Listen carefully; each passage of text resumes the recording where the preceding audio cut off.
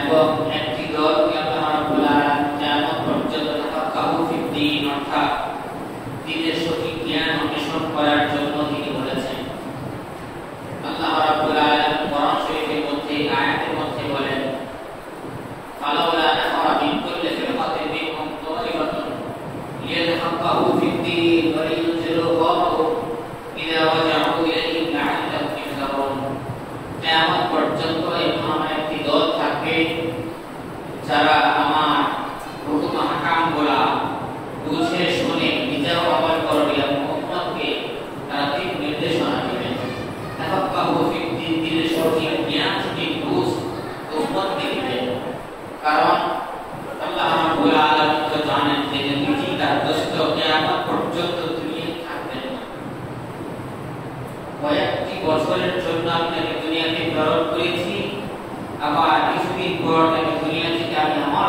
নিয়ে আসবো।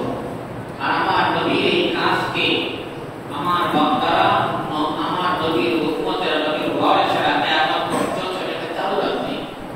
এজন্য আল্লাহ রাব্বুল আলামিন কোরআন শরীফের মধ্যে আয়াতের মধ্যে বলেন, ওয়ালাউলা নাফারা মিন কুল্লি ফিরকাতিন মিনহুম তাইফাতুন, এমন একটি তাইফা, এমন একটি দল দুনিয়ার মধ্যে বসবাস করবে যারা লিয়াতাফাক্কাহু ফিদ্দীন, দ্বীনের ব্যাপারে মানুষকে বুঝাইবে, দ্বীনের সঠিক জ্ঞান অর্জন করবে।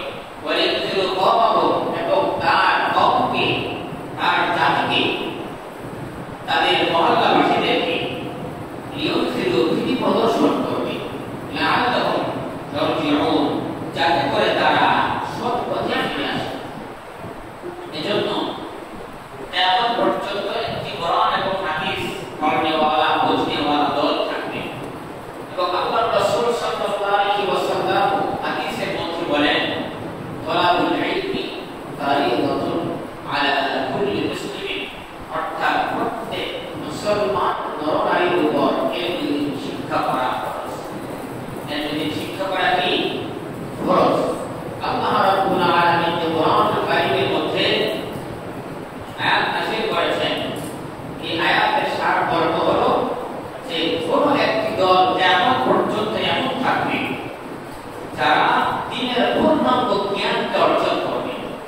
এটা হচ্ছে ফরজ, আল্লাহ পাকের বিধান। অর্থাৎ পুরা মহল্লার ভিতরে, পুরা অঞ্চলের ভিতরে, পুরা দেশের ভিতরে যদি একজন আলেম না থাকে তাহলে সবাই গুনাহগার হবে। আর নবী সাল্লাল্লাহু আলাইহি সাল্লাম যে হাদিসের মধ্যে বলেছেন, তালাবুল ইলমি ফারিদাতুন আলা কুল্লি মুসলিম, প্রত্যেক মুসলিমের উপরে যদি শিক্ষা করা ফরজ, এটা প্রত্যেকের জন্যই ফরজ ইবাদত, এটা হচ্ছে প্রাথমিক পর্যায়ে ফরজ। অর্থাৎ নবীর কথা এবং এটার উদ্দেশ্য হচ্ছে, সার অর্থ হলো যে প্রত্যেকের উপর ফরজ, এর মানে হলো দৈনন্দিন এই অর্জন করা সবার উপর ফরজ। আর আল্লাহ তাআলা এই ফরজ বলেছেন সবার উপর ফরজ না, এটা শুধুমাত্র কয়েকজন মানুষের উপর ফরজ, যাতে করে এলাকার মানুষ, দেশের মানুষ গুমরাহ না হয়। এজন্য বর্তমান এমন একটা সিজন আমাদের সমাজে চলতেছে, বর্তমান আমাদের সমাজে এমন একটা মুহূর্ত চলতেছে, যে মুহূর্তটা মাদ্রাসা শিক্ষার ভর্তি কার্যক্রম চলতেছে। অর্থাৎ মাদ্রাসা কওমিয়া যাকে বলে, এর যদি যেখানে শিক্ষা অর্জন করা হয়, আমাদের বাচ্চারা কখনো শিশুরা যেখানে কোরআন শরীফ শিক্ষা করে, হাদিস শিক্ষা করে, যেখানে ফরজ ওয়াজিব সুন্নাহ শিক্ষা করে, যেখানে আমাদের ছোটবেলা বাচ্চারা হিফজ সম্পন্ন করে, যেখানে আমাদের বাচ্চারা কোরআন কারীমের তেলাওয়াত শিখে, যেখানে ওযু শিখে, গোসল শিখে আমাদেরকে শিক্ষা দেয়, ওই মাদ্রাসা কওমিয়া বর্তমান চলতি বছর, এটা ভর্তি বছর চলতেছে, শিক্ষা বর্ষের শুরু চলছে। এজন্য আমি আজকের আলোচনাটা আমি প্রয়োজন মনে করেছি যে আমাদের মাঝেও এলমেদিনের এই প্রভাব, শিক্ষার গুরুত্ব এবং দুনিয়াবি কি ফায়দা এলমেদিন শিক্ষা অর্জন করলে, এবং মাদ্রাসার শিক্ষার আখিরাতের কি ফায়দা, এটা জাতির মধ্যে তুলে ধরা। আমরা সবাই জানি যে আগের যুগের তুলনায়, অতীতের তুলনায় বর্তমানে বহু মাদ্রাসার শিক্ষার হার বেড়েছে, ওলামায়ে কেরাম বেড়েছে, মাদ্রাসার ছাত্র বেড়েছে। শুধু ঢাকা শহর না, গ্রাম প্রত্যন্ত অঞ্চলেও মাদ্রাসায় যেখানে ছাত্র একটাও ছিল না বা কোনো আলেম ছিল না, বর্তমানে দেখা যায় প্রতিটা গ্রামে গ্রামে অসংখ্য হাফেজ আছে না? আমার তো মনে হয় বাংলার এমন কোন গ্রাম বাদ নাই যে গ্রামের মধ্যে একজন হাফেজ খুঁজে পাওয়া যাবে না। গ্রাম প্রত্যন্ত অঞ্চলে একদম নিম্নমানের একটা মহল্লায় গেলেও আমরা দেখি অন্তত পক্ষে একজন হইলেও হাফেজ আছে অথবা একটা মাদ্রাসা ছাত্র আছে। যে জিনিসটা আজ থেকে প্রায় 15-20 বছর আগে ছিল না।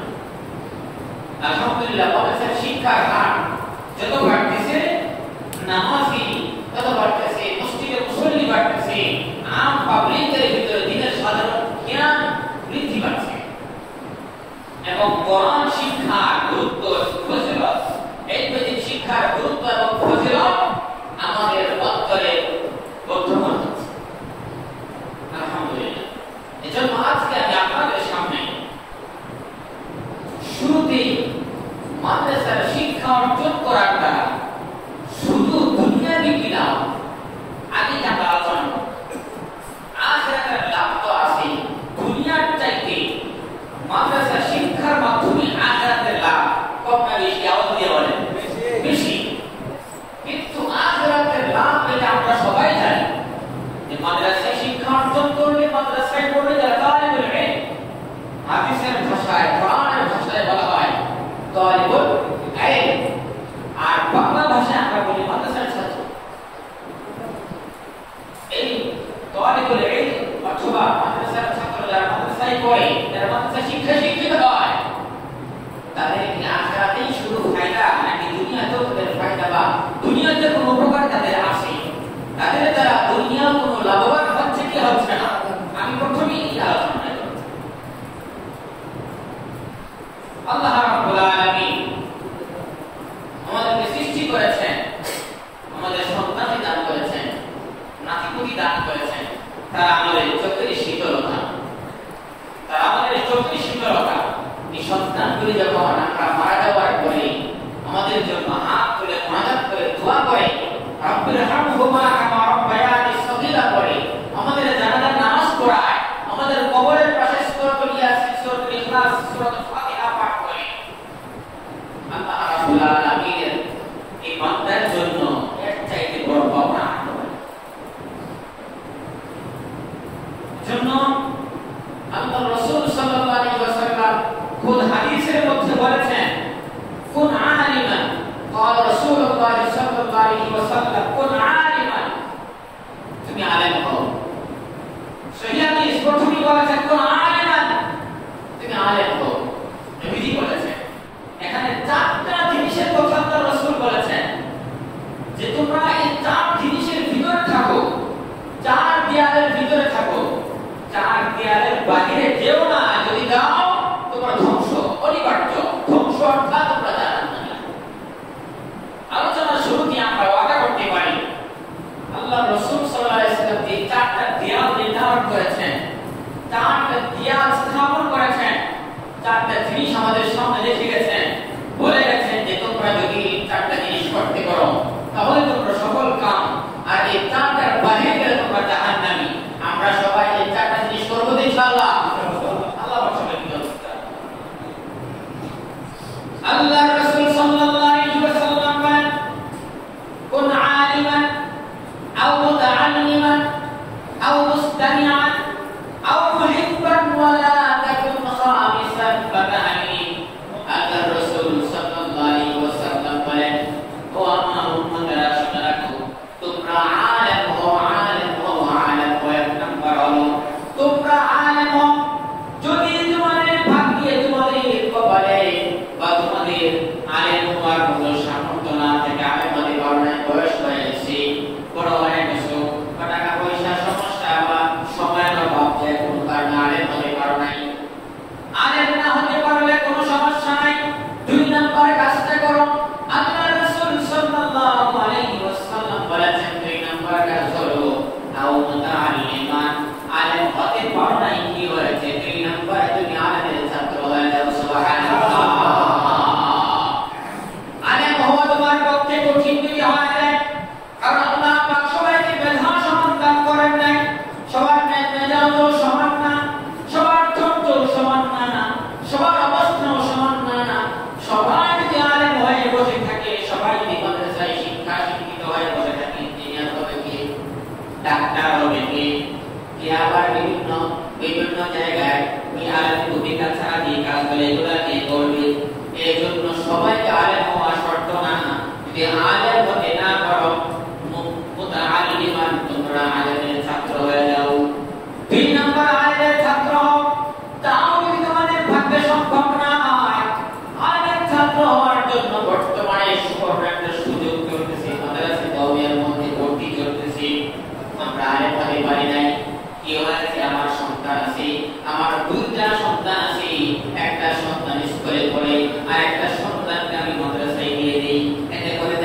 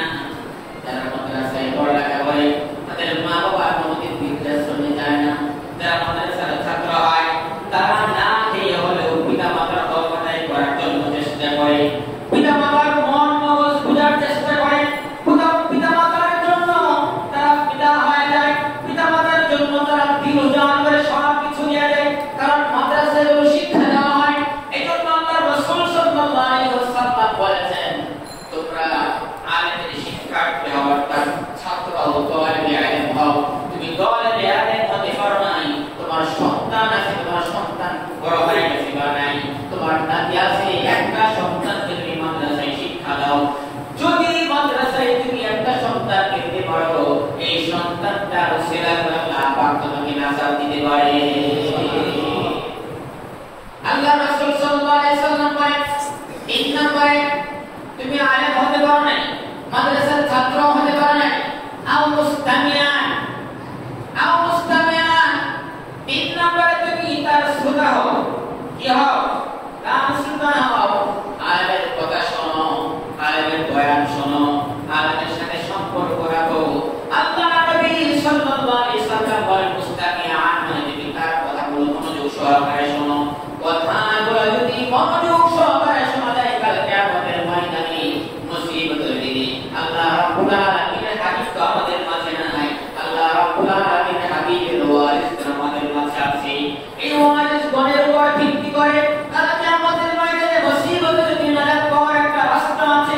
এজন্য রাব্বুল আলামিনের হাবিব বলেন, তুমি আলেম হতে পারো না, ছাত্র হতে পারো না, তবে আলেম না হতে পারলে ছাত্র না হতে পারো, আলেমের কথা যদি মুস্তামিআন ভালো করে শ্রবণ করো এবং আমল করো। সুবহানাল্লাহ।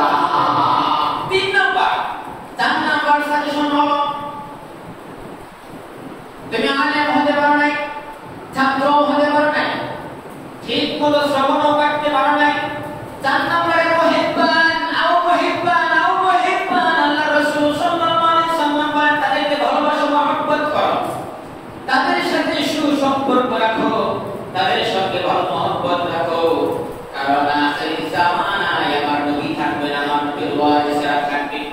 আল্লাহ নবী সাল্লাল্লাহু আলাইহি ওয়াসাল্লাম বলেছেন, তোমরা যদি আলেমের সঙ্গে মহব্বত রাখতে পারো, আলেমের সঙ্গে ভালো সুসম্পর্ক রাখতে পারো, হতে পারে সুসম্পর্কের কারণে কাল কিয়ামতের ময়দানে মুসিবতের দিনে যখন তোমার নামটা জাহান্নামের কাতারে চলে যাবে, জাহান্নামের লিস্টের মধ্যে চলে যাবে, আর তুমি জাহান্নামের ওয়ার্ডার হয়ে যাবে, তুমি জাহান্নামে চলে যাবে। যাওয়ার সময় হঠাৎ করে দেখবে ওই জাহান্নামে যাকে তুমি মহব্বত করতা, যাকে তুমি ভালোবাসতা, তার কথা অনুযায়ী আমল করা করতে হঠাৎ করে তার সঙ্গে দেখা হয়ে গেছে। দেখা হয়ে যাওয়ার পর বলতেছে, কি অবস্থা হলো, আমি তো জাহান্নামের আসামি হয়ে গেলাম।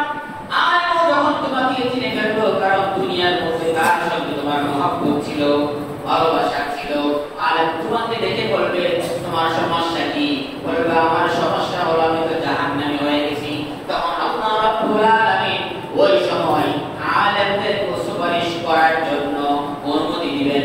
তখন আলেম যখন ওই জাহান্নামীর বিরুদ্ধে সুপারিশ করবেন, আল্লাহ তাআলা তার সুপারিশ কবুল করে মহব্বতের কারণে তাকে নাজাত দিয়ে জান্নাতে নিয়ে দিবেন। সুবহানাল্লাহ। এজন্য মাদ্রাসার শিক্ষা দরকার আছে না নাই? আমার মূল কথা আমাদের যাদের সন্তান আছে, যেহেতু মাদ্রাসায় ভর্তির সময় চলতেছে, আমরা আমাদের সন্তানগুলোকে মাদ্রাসায় দিই। আমি আমার বয়ানের শুরুতেই বলেছি, প্রথমে আমি আলোচনা করব মাদ্রাসার শিক্ষার আশার আলোচনা বাদ দিয়ে দুনিয়া আমাদের ফায়দা কি, দুনিয়ায় আমাদের ফায়দা কি।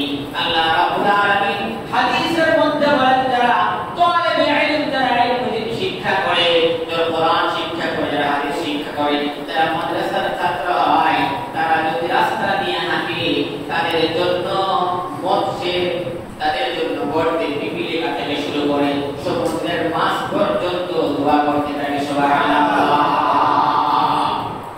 রাস্তা দিয়ে যদি প্রেসিডেন্ট হাঁটে, সরকার হাঁটে, এমপি হাঁটে, মন্ত্রী হাঁটে, আমেরিকার প্রেসিডেন্ট বুশ যদি রাস্তা দিয়ে হাঁটে, তার জন্য কি সমুদ্রের মাছ দোয়া করবে? দোয়া করবে? আর তুই মানে নাই।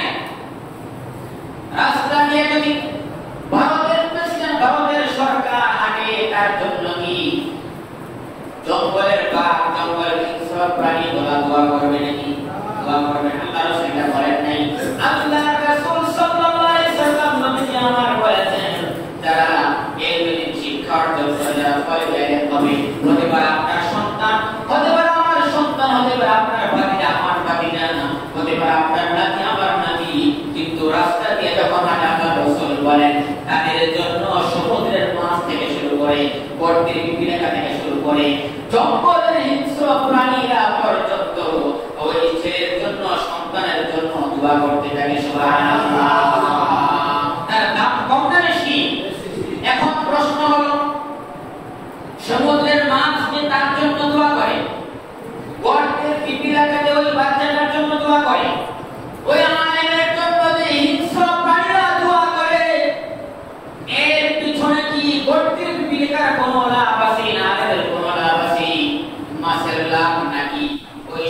তালেবে ইলমের লাভ, ওই হিংস্র জানোয়ারগুলোর লাভ নাকি তালেবে ইলমের লাভ? এখানে কিন্তু তালেবে ইলমের কোনো লাভ না। তার জন্য দোয়া করতেছে, তার লাভের জন্য দোয়া করে না। এই দোয়াটা করতেছে মৎস্য তাদের নিজেদের লাভের জন্য, এই দোয়াটা করতেছে হিংস্র প্রাণী তাদের নিজেদের লাভের জন্য, এই দোয়াটা করতেছে গর্তে পিপি লেখা এটা তাদের লাভের জন্য। কেন দোয়া করতেছি? আমরা যদি আরেকটা হাদিসের মধ্যে দৃষ্টিপাত করে আমরা স্পষ্ট জানতে পারি, আল্লাহ রাব্বুল আলামিন হাদিসের মধ্যে বলেন, যতক্ষণ পর্যন্ত দুনিয়ার মধ্যে একজন মানুষ আল্লাহ আল্লাহ বলতে পারে ততক্ষণ পর্যন্ত তুমি আল্লাহ পাককে আবু করবেন না। সুবহানাল্লাহ। দুনিয়াটা ততক্ষণ পর্যন্ত ধ্বংস হবে না, আল্লাহ পাক ততক্ষণ পর্যন্ত কিয়ামত সংঘটিত করবেন না যতক্ষণ পর্যন্ত পুরো বিশ্বের মধ্যে একজন মানুষ এমন থাকে যিনি আল্লাহ বলেন। বর্তমানে একজন না অসংখ্য, একজন মানুষ আল্লাহ বলেন, অসংখ্য লক্ষ কোটি কোটি মানুষ আল্লাহ বলেন আছে। আমাদের ছোট্ট একটা এলাকা, এর মধ্যে তো হাজার হাজার মানুষ আল্লাহ বলেন আছে না? আমরা যারা মসজিদে আছি সবাই আমরা আল্লাহ বলি, এরকম হাজার হাজার মানুষ হাজার হাজার মসজিদের মধ্যে আছে, সবাই আল্লাহ বলে। অথচ নবী সাল্লাল্লাহু আলাইহি ওয়াসাল্লাম বলেছেন, দুনিয়া ধ্বংস হবে তখন যখন পুরো বিশ্বের মধ্যে পুরো দুনিয়ার মধ্যে একজন মানুষ এমন খুঁজে পাওয়া যাবে না যিনি আল্লাহ বলতে পারে। যখন কোন মানুষ আল্লাহ বলবে না, প্রত্যেকটা মানুষ গোমরাহ হয়ে যাবে, সব মানুষ পথভ্রষ্ট হয়ে যাবে, সব মানুষ ইসলাম ছেড়ে দিবে, সমস্ত মানুষ আল্লাহকে ভুলে যাবে, তার রাসূলকে ভুলে যাবে, দুনিয়ার কোন মানুষ আল্লাহ বলবে না। তখন আল্লাহ দুনিয়াকে নিয়ামত করবেন। এখন কথা হলো, সমুদ্রের মাছগুলো কেন তাদের জন্য দোয়া করে? সমুদ্রের মাছগুলো এই জন্য তাদের জন্য দোয়া করে যে সমুদ্রের মাছগুলো তারা বোঝে, হিংস্র প্রাণীরা তারা বোঝে, তারা বোঝে যে আমরা যে সমুদ্রের নিচে আছি, আমরা যে গর্তের ভিতরে আছি, আমরা যে জঙ্গলের ভিতরে আছি, আমাদের থাকার একটা জায়গা আছে, একটা সুই আছে, সেই সুইচটা হচ্ছে তালিবুল ইলম। যতক্ষণ পর্যন্ত তালিবুল ইলম রাস্তা দিয়ে হাঁটাহাঁটি করবে, ততক্ষণ পর্যন্ত আল্লাহ আল্লাহ বলবে, যতক্ষণ পর্যন্ত আলেম সমাজ দুনিয়াতে বসবাস করবে, ততক্ষণ পর্যন্ত দুনিয়ার মানুষের আল্লাহ চিনবে, রাসূল চিনবে, আর ততক্ষণ পর্যন্ত হিংস্র প্রাণীরা জঙ্গলে থাকবে, ততক্ষণ পর্যন্ত মাছেরা সমুদ্রের দিকে থাকবে, ততক্ষণ পর্যন্ত গর্তে পিপিলিকা গর্তে মধ্যে কোনো সমস্যা নাই। কিন্তু যখন সমস্ত মানুষ আল্লাহকে ভুলে যাবে, মাদ্রাসা বন্ধ হয়ে যাবে, মসজিদ বন্ধ হয়ে যাবে, আল্লাহ রাসূলকে ভুলে যাবে, মানুষ যখন বেপরোয়া হয়ে যাবে, মানুষ যখন সব গুমরা হয়ে যাবে, কেউ আল্লাহ আল্লাহ বলবে না, তখন দুনিয়া ধ্বংস হবে। আর দুনিয়া ধ্বংস হলে গর্তে পিপিলিকা বাঁচতে পারবে নাকি? গর্তে পিপিলিকা বাঁচতে পারবে না, সমুদ্রের মাছও বাঁচতে পারবে না, জঙ্গলের প্রাণীগুলো জন্তু জানোয়ারগুলো বাঁচতে পারবে না। এজন্য তারা সব সময় তালিবে ইলমের জন্য দোয়া করে, বলে তালিবে ইলমের জন্যই আমরা বেঁচে আছি। সুবহানাল্লাহ। এটা হচ্ছে মাদ্রাসার শিক্ষা, দুনিয়াবি ফায়দা। যারা আল্লাহ আল্লাহ বলে তাদের জন্য গোটা জামান আল্লাহ পাক কায়েম রেখেছেন, তাদের জন্য আল্লাহ পাক গোটা বিশ্বকে ঠিক রেখেছেন, আসমান আসমানের জায়গায় রেখেছেন, জমিন জমিনের জায়গায় রেখেছেন। সূর্য আগের মতোই আলো দেয়, চন্দ্র আগের মতোই উদিত হয়, নক্ষত্র আগের মতোই ওঠে। এর একমাত্র কারণ হচ্ছে এখন পর্যন্ত মাদ্রাসার শিক্ষা ঠিক আছে, ওলামায়ে কেরাম আছে, আর ওলামায়ে কেরামের মাধ্যমে মানুষ সঠিক আর বেঠিক দুইটাই পার্থক্য করে। হযরত ওমর রাদিয়াল্লাহু তাআলা আনহু একজন গরম সাহাবী, অর্থ জাহানের খলিফা ওমর, অর্থ জাহানের খলিফা ওমর হওয়ার পরেও তার জীবন চলা ছিল স্বাভাবিক, তার চলাফেরা ছিল খুবই স্বাভাবিক। হযরত ওমর ফারুক রাদিয়াল্লাহু তাআলা আনহুর ঘটনা, আল্লাহ কবির সাহাবী, জলিলুল কদর সাহাবী খুতবা দেওয়ার জন্য মিম্বরে উঠলেন, তখন তিনি খলিফাতুল মুসলিমিন খুতবা দেওয়ার জন্য মিম্বরে উঠলেন। খুতবার মাঝখানে এক যুবক প্রশ্ন করে বসল,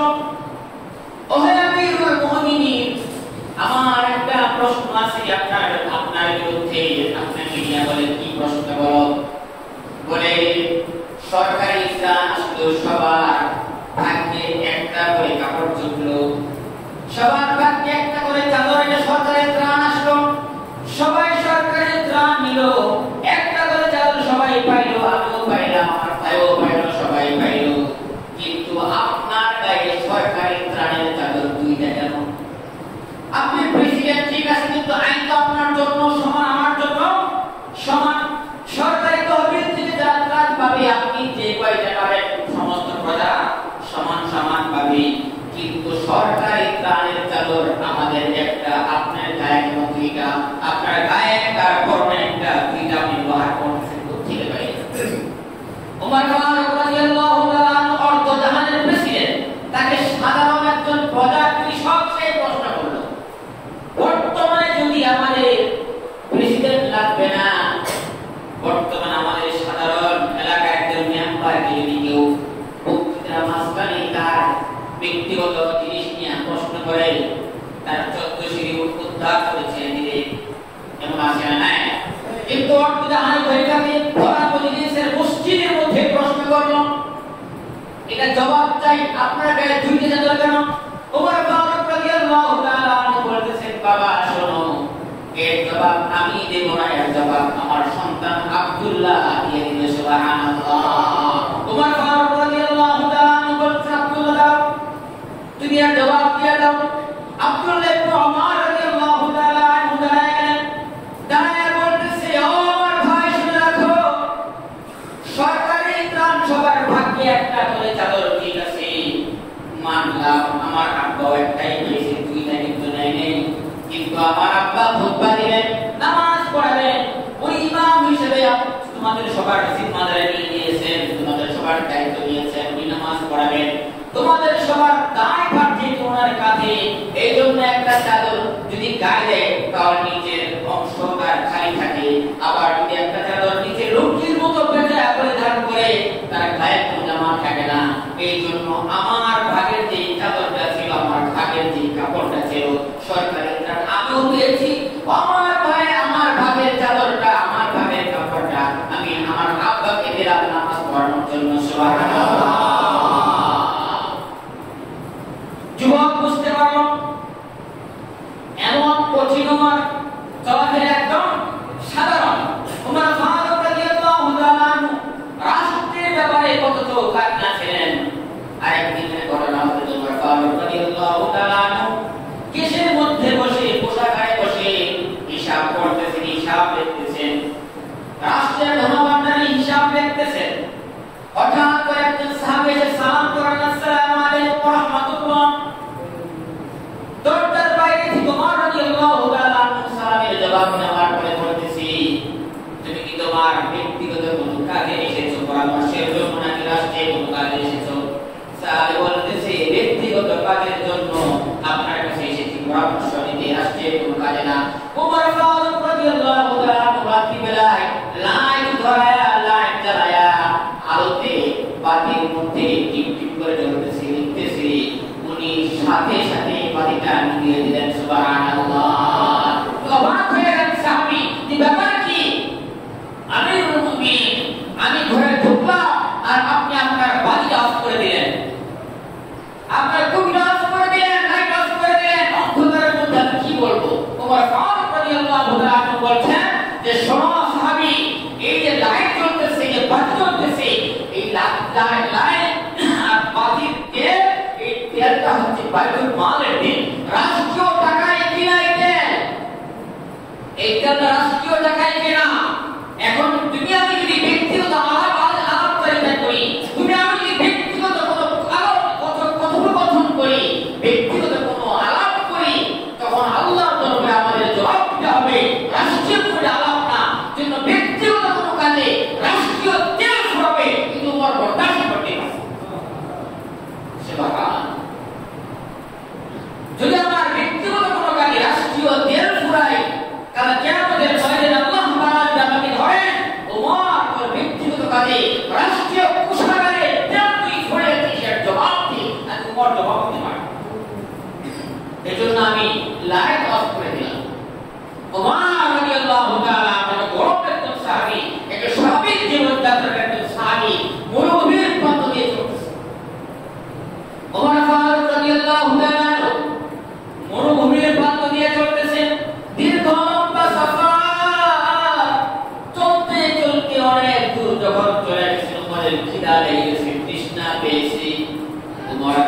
তৃষ্ণার কারণে কাতর হয়ে গেছে, চতুর্দিকে খাবার তালাশ করতেছে, কোনো জায়গায় খাবার পায় না।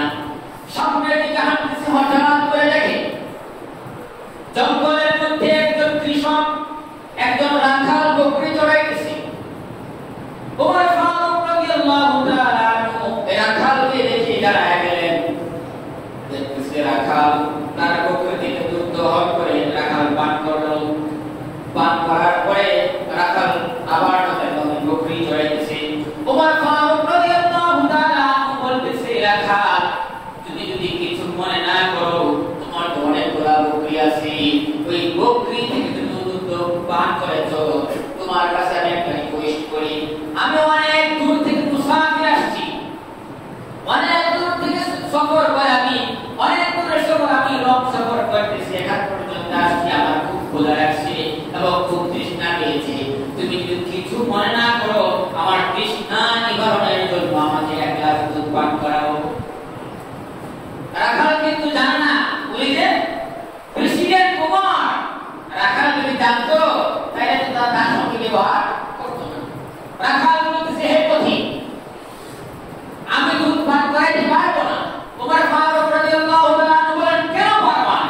রাখাল বলতেছে যে এই বকরিগুলো আমার না, আমি মালিকের চাকরি করি, এই বকরিগুলোর মালিক আরেকজন, আমাকে শুধু এর রক্ষণাবেক্ষণের দায়িত্ব দিয়েছে, এর দুধ নিজে খাবার এবং আরেকজনকে খাওয়ানোর দায়িত্ব দেয় নাই। তবে তুমি যে কিছুক্ষণ আগে আমাকে খেতে দেখেছো, এটা খাওয়ার জন্য আমার পারমিশন আছে, যে বকরি থেকে আমি দুধ পান করতে পারবো, কিন্তু আরেকজনকে পান করানোর অনুমতি আমার নাই।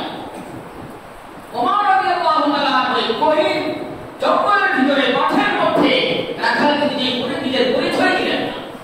রাখালকে বলতেছে, ওমর ফারুক রাদিয়াল্লাহু তাআলা পরীক্ষার জন্য বলতেছে যে রাখাল শোনো, বিশাল মরুভূমির ময়দান, এখানে তুমি আছো আর আমি আছি, আর কেউ নাই, তুমি আছো আর আমি আছি, এখানে কেউই তো নাই, তুমি যদি একটা বকরি থেকে এক গ্লাস দুধ আমাকে পান করাও, তোমার মালিক তো তোমাকে দেখবে না, তোমার মালিক তো তোমাকে দেখবে না, তুমি এক গ্লাস দুধ আমাকে পান করাও, অথবা একটা কাজ করো, তোমার যদি দুধ পান করাতে সমস্যা হয় আমাকে একটা বকরি দিয়ে দাও, এই বকরিটা আমি নিয়ে যাই, আমার প্রয়োজন রাস্তাঘাটে দুধ পান করবো যখনই খিদা লাগে, আর তুমি তোমার মালিকের কাছে অন্য একটা জবাব দিবা। কি জবাব দিবা শোনো, ওমর রাদিয়াল্লাহু তাআলা পরীক্ষার জন্য তাকে আবার জবাব শিখাচ্ছেন, বলতেছে যে বনের মধ্যে জঙ্গলে বাঘের অভাব নাই, অসংখ্য বাঘ থাকে, বলবা যে পাল থেকে একটা বকরি বাঘে খেয়ে ফেলেছে। রাখাল ডাক দিয়ে বলতেছে, ওই পথিক মুসাফির শুনে রাখো, তুমি দুধ পান করার জন্য বারবার আমাদের বহিষ করতেছ, বুঝতে পারতেছি আমি ব্যর্থ, আমি রাখাল, আমি খুব কষ্ট পাইতেছি, এর মূল কারণ হলো দুনিয়ার কোনো মানুষ দেখবে না, দুনিয়ার কেউ দেখবে না, স্বয়ং এই দেশের যে রাষ্ট্রপ্রধান ওমর ফারুক রাদিয়াল্লাহু তাআলা আনহু, যিনি জাহানের খলিফা, আমাদের শাসক প্রেসিডেন্ট, উমরও দেখবে না, এখানে তো কি হয় নাই, তারপরেও যদি আমি তোমাকে একটা বকরি দিয়ে দিই বা এক গ্লাস দুধ পান করাই, আমি কাল কিয়ামতের ময়দানে আল্লাহর দরবারে কি জবাব দিব? সুবহানাল্লাহ। আমার মালিকের কাছে বলে মালিক বিশ্বাস করবে যে বাঘে খেয়ে ফেলেছে, কিন্তু আমি আমার আসল যে মালিক রব্বে কায়নাতের দরবারে কাল কিয়ামতের ময়দানে তার কাজ করার কি জবাব দিব? সুবহানাল্লাহ। ওমর ফারুক রাদিয়াল্লাহু তাআলা আনহু এই করোনার পরবর্তীতে একটা পরিচয় দিলেন, বলতেছেন, ও যুবক, আমি তোমাকে পরীক্ষার জন্য কথাগুলি বললাম, যদি আমি দুধ না খেয়েও মারা যাই, তারপর তোমার বুকের থেকে এক চুপ দুধ আমি পান করবো না। সুবহানাল্লাহ। তোমাকে শুধুমাত্র পরীক্ষা করার জন্য আমি বলেছি, এই জন্য এই যে রাখাল আল্লাহর ভয়, রাসূল সাল্লাল্লাহু আলাইহি ওয়াসাল্লামের তরিকা এবং তার আদর্শটা, এটা শিখছে একমাত্র উলামায়ে কেরামের মাধ্যমে এবং তালিবুল ইলম হওয়ার কারণে। সুবহানাল্লাহ। এটা তারা শিখছেন উলামায়ে কেরামের সংস্পর্শের মাধ্যমে, আলেমদের সাথে সংস্পর্শের মাধ্যমে, কোরআনের সাথে সংস্পর্শের মাধ্যমে, উলামায়ে সাথে উলামায়ে কেরামের থাকার মাধ্যমে। এজন্য দুনিয়াবি ফায়দা কি? দুনিয়াবি ফায়দা এক নাম্বার হলো যে উলামায়ে কেরাম এবং তালিবুল ইলমদের একটা গোটা জাহান চলতেছে, দুর্নীতি, দুঃশাসন, অনৈতিক, সুদ, ঘুষ, অনেক মানুষ দুনিয়াতে এখনো আছে তারা এগুলা কিচ্ছু করে না। ব্যবসা করতেছে, হালাল ভাবে ব্যবসা করতেছে, চাকরি করতেছে, মালিককে ফাঁকি দেয় না, হালাল ভাবে চাকরি করতেছে, মা দিতেছে, ওজন ঠিক মতো দিতেছে, মাকে কম দেয় না। এর একমাত্র কারণ হচ্ছে তার সাথে কোনো ওলামায়ে কেরামের সাথে সম্পর্ক আছে, তার সাথে কোরআন হাদিসের সাথে সম্পর্ক আছে, তার সাথে কোনো তালেব ইলমের সাথে সম্পর্ক আছে, তার সাথে কোনো হুজুরের সম্পর্ক আছে, দ্বীনের সাথে সম্পর্ক আছে।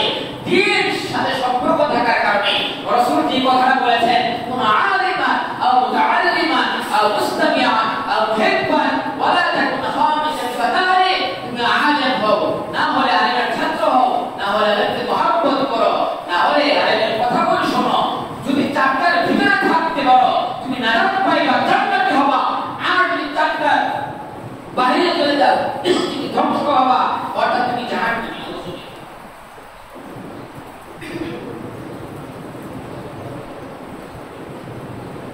এজন্য আমি বিশেষ করে আপনাদের দৃষ্টি আকর্ষণ করতে চাই, আল্লাহ পাক আমাদেরকে সন্তান দান করেছেন। কত মানুষ আমাদের চোখের সামনে বিয়ে করেছে, বড় হয়ে গেছে, সন্তান হয় না, কোটি কোটি কোটি টাকার মালিক, বাড়ি বাড়ি মিল্ক অভাব নাই, কিন্তু খাওয়ার লোক নেই। এরকম আছে না? নাই, খাওয়ার লোক নেই। একটা সন্তান আল্লাহ পাক তাকে দেয়, ছেলেও না মেয়েও না। আল্লাহ তাকে এই দেখাইতে জানেন, দেখো তার সব আছে কিন্তু সন্তান নাই। আর আপনাকে আমাদের আল্লাহ পাক সন্তান দিয়েছে, এই সন্তানগুলোর যদি যথেষ্ট কদর না করতে পারি, আমাদেরকে দুনিয়াও পৌঁছাতে হবে, আখিরাতেও পৌঁছাতে হবে। এজন্য আমি সবাইকে উদারতা আহ্বান করে বলবো, সবাইকে রিকোয়েস্ট করবো, সবাইকে আমি আহ্বান করবো, আপনার সন্তান, দুইটা সন্তান আছে, দুইটা থেকে একটাকে একটা সন্তান যাবে মাদ্রাসায়, আপনার দুনিয়াও শান্তি, আখিরাতেও শান্তি, দুনিয়াও পাবেন, আখিরাতেও পাবেন। যেন মাদ্রাসায় ভর্তি সিজন যেহেতু চলতেছে, সবার কাছে আমার রিকোয়েস্ট থাকবে, আপনার সন্তান নাই, ভাতিজাকে মাদ্রাসায় পড়া, আপনার ভাতিজা না আপনার নাতিকে মাদ্রাসায় পড়া, বা অন্য একটা ছেলেকে আপনি মাদ্রাসায় পড়া খরচ দেন, যেন আপনার খরচ সে একজন আলেম হতে পারে। আল্লাহ রাসূল সাল্লাল্লাহু আলাইহি ওয়াসাল্লামের সামনে দাঁড়ায় আপনি জবাব দিতে পারবেন। আল্লাহ রাসূল সাল্লাল্লাহু আলাইহি ওয়াসাল্লাম হাদিসের মধ্যে বলেন, মানুষ মারা যাবে, মানুষ মারা যাবে, মারা যাওয়ার সাথে সাথে সাতটা শখ বন্ধ হয়ে যাবে।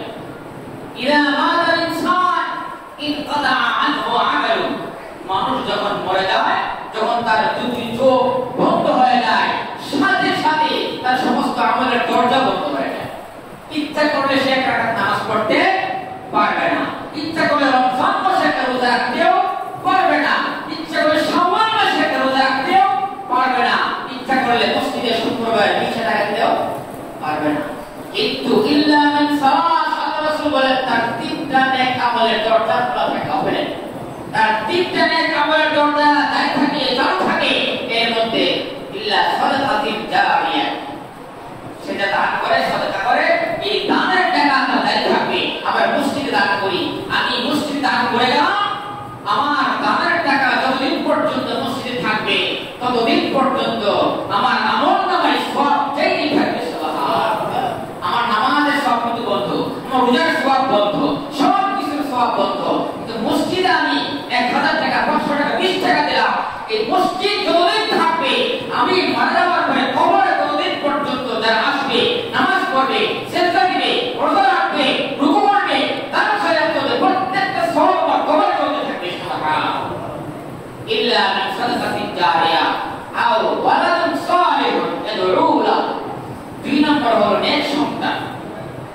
নেক সন্তান অর্থাৎ নেক সন্তান রেখে গেছে, সন্তান ভালো কাজ করে, সন্তান নামাজ পড়ে, সন্তান রোজা রাখে, সন্তান আল্লাহ ডাকে, কোরআন তেলাওয়াত করে, যত কোরআন তেলাওয়াত করবে, যত নামাজ পড়বে, যত রোজা রাখবে, যত দান সদকা করবে, সন্তান যত ভালো কাজ করবে, প্রত্যেকটা ভালো কাজের একটা অংশ তার বাবার কবরের মধ্যে অটোমেটিক চলতে থাকবে। সুবহানাল্লাহ, কিন্তু এর বিপরীত সন্তান কি খারাপ কাজ করে, এটাও তার বাবার আমলনামায়, সন্তান খারাপ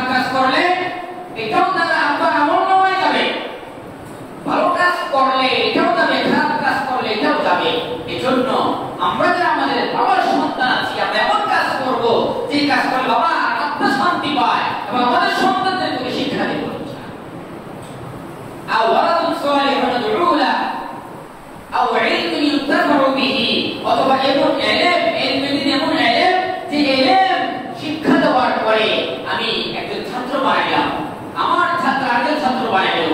এইভাবে কিয়ামত পর্যন্ত ছাত্র চলতে থাকবে, আমার কবরের মধ্যে এই ছাত্রের সওয়াব চেয়ে থাকবে। সুবহানাল্লাহ। এই তিনটি সওয়াব হতে থাকবে। জন্য আমাদের সামনে নগদ একটা সওয়াবের দরজা খোলা আছে, সেটা হচ্ছে মসজিদের মধ্যে দান করা। এজন্য আমরা অনেকেই বিভিন্ন ভাবে দানকে অনর্থক মনে করি, অথবা অনর্থক মনে না করে বিভিন্ন ঘোষণা বা যুক্তিতে আমরা অনেকে দান করি না। এটা দান করতে ঠিক না। আমার দান আমি করব, কবুল করার মালিক আল্লাহ। টাকা কোথায় গেল, কি করব, তার বিষয় আমার নাই। আমার যা করে আমি আমার কাজ করে যাব, আমার পাওনা আমি আমার রব থেকে চেয়ে বসবো। সুবহানাল্লাহ। যেন প্রদান করব ইনশাআল্লাহ। আর আমাদের সন্তানগুলো যারা আছে মাদ্রাসায় সবাইকে সবার সন্তানকে একটি হলেও আমরা মাদ্রাসায় দেওয়ার জন্য চেষ্টা করব, অথবা যদি সন্তান না থাকে একজন মাদ্রাসার ছাত্র কিভাবে